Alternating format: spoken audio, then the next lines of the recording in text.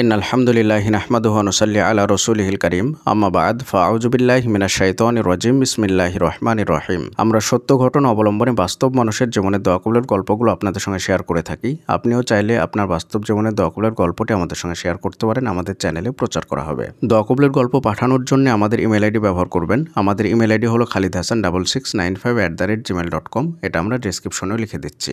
আজকের দোয়া কবুলের গল্পটি একজন প্রবাসী ভাইয়ের দোয়া কবুলের গল্প।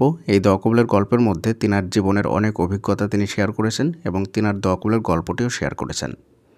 এই দোয়া কবুলের গল্পটি অনেক সুন্দর হবে ইনশাআল্লাহ। আপনারা ধৈর্য সহকারে মনোযোগ দিয়ে শেষ পর্যন্ত শুনবেন। প্রথমে তিনি আমাদেরকে সালাম দিয়েছেন, আসসালামু আলাইকুম। ওয়ালাইকুম আসসালাম ওয়া রাহমাতুল্লাহ। তারপরে তিনার নাম উল্লেখ করেছেন, আমার নাম মোহাম্মদ আরিফুল ইসলাম। তারপরে তিনার দেশের বাড়ি উল্লেখ করেছেন, সেটা আমি আপনাদের সঙ্গে শেয়ার করছি না। তিনি বলছেন, আমি আপনার দীর্ঘদিন যাবৎ আপনার চ্যানেলের নিয়মিত ভিডিও দেখি। আজকে আমি দুটো দোয়া কবুলের গল্প শেয়ার করব। মালয়েশিয়াতে আমি একটি বসের কাছে দীর্ঘ 6 মাস যাবৎ কাজ করি। আমার বস অনেক ধার্মিক। প্রথম মাসের বেতন আমাকে সঠিক সময়ে দেওয়া হয়েছে। দ্বিতীয় মাস থেকে কোনো টাকা পয়সা সে দেয় না এবং হাওলাতেও টাকা পয়সা দেয় না এবং খাবার শুধু ব্যবস্থা করে দিয়েছেন। এভাবে চলতে থাকে। তারপর আমি ভাষা জানি না, এখানকার কাজ জানি না। আমার সাথে প্রত্যেক দিন রাগারাগি করে। এভাবে চলতে চলতে আর ভালো লাগে না।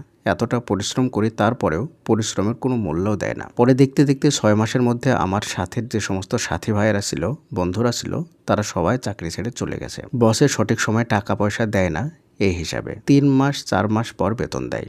তারপর আমি একলা হয়ে গেলাম। আমি এখন পুরানো লোক বসের।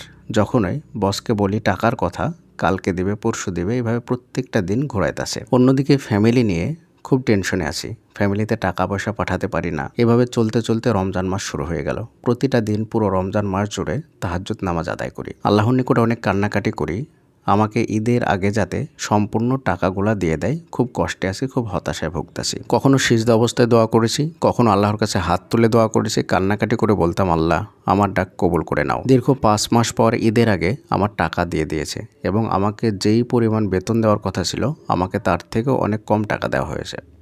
তারপর আলহামদুলিল্লাহ সবগুলো টাকা পেয়েছি। বেশ আল্লাহর কাছে লাখো লাখো শুকরিয়া। এই বসের আন্ডারে কোনো কর্মচারী কাজ করে শান্তি পায় না। মাসের পর মাস বেতন আটকে রাখে। 2 মাস 3 মাস কাজ করে আমাদের বাঙালি ভাইরা কাজ ছেড়ে চলে যায়। তারপর বস তাদেরকে অনেক টাকা রেখে অল্প কিছু টাকা দেয়। বস 5 ওয়াক্ত নামাজ পড়ে এবং মসজিদ মাদ্রাসায় টাকা পয়সা দান সাদকা করে এবং কর্মচারীদেরকে সঠিক মতো বেতন দেয় না। এই বসের আন্ডারে কোনো কর্মচারী কাজ করতে চায় না, বসের কাণ্ড কারখানা দেখে। এই ছিল একজন প্রবাসী ভাইয়ের দুঃখ কষ্ট এবং দোয়া কবুলের গল্প।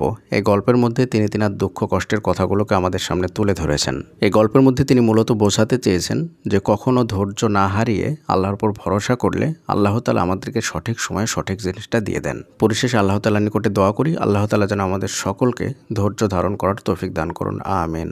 আসসালামু আলাইকুম ওয়া রাহমাতুল্লাহি ওয়া বারাকাতুহু।